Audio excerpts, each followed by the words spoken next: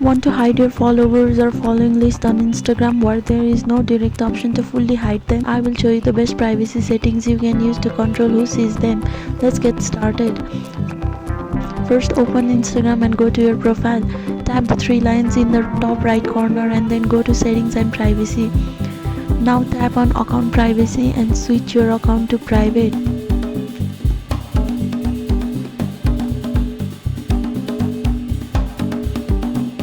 With a private account, only your approved followers can see your followers and following list.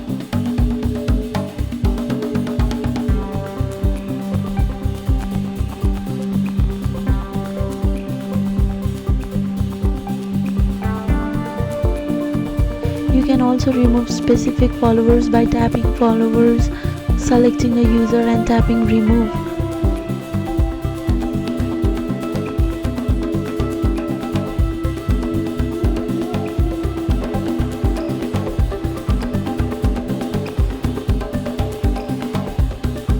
Instagram doesn't allow you to completely hide your followers list from everyone. Privacy settings are the best workaround. And that's it. Now you have better control over your followers list. Don't forget to like, share and subscribe for more helpful tips.